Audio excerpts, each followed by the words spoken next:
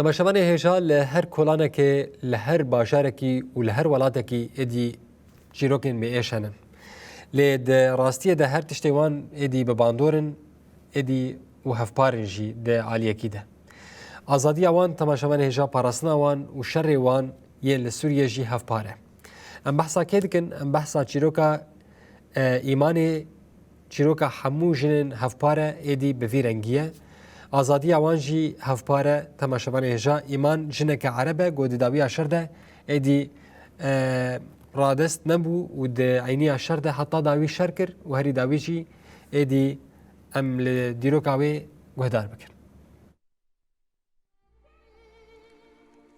Di dîroka Sûriyeyê de gelek jinên hatin girtin, di zindanan deman jinên şervan jî hebûn. Lê riya wan şerê wan û armanca wan yek bû. Di eniyên şer de ji sînga xwe li şengalê jî ji bo armancên azadiyê li eniyên şer bûn. Keziyên wan di cîhanê de weke nasnameya wan hatin binavkirin. Li pêşiya tang û derbeyan sekinîn, çîrokên şerên li Sûriyê bû mijara fîlm, mûzîk û gelek romanan. Ev 14 sal li herbihisteke axa Rojava û Sûriyê cihê ku lê şer çênebûye nîne. Şerê ku dîrok, civak û nasnameya jinan jî vedibêje heye. Ev çîrok di şerê Heleb, Kobanî, Minbic û di berxwedana Efrînê de teze ne. Gelek jinên ku di eniyan de şer kirin û mohra xwe li dîrokê xistin hene. Îdî roj ava çîrokeke 100 salî ya li hengiyê ye. Çil-axa bajarokek Rojavayê Kurdistanê ye. Kurd û Ereb bi hev retê de dijîn.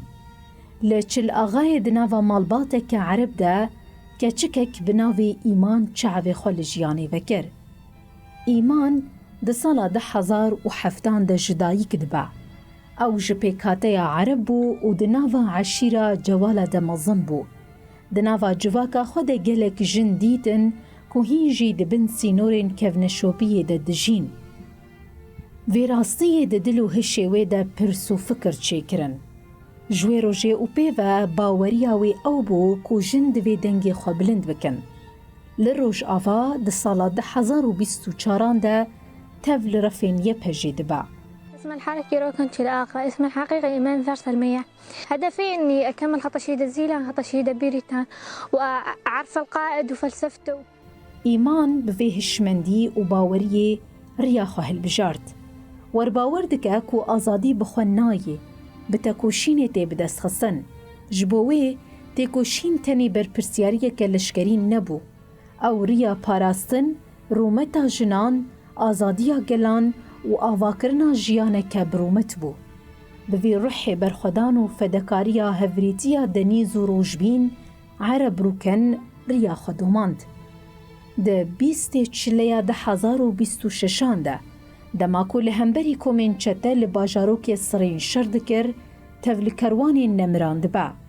ایرو ناوی روکن چل آغا دبیره حوالین وی گلیوی و حمو کسان ده کجبو آزادی و رومتا مروان تê dikoşin.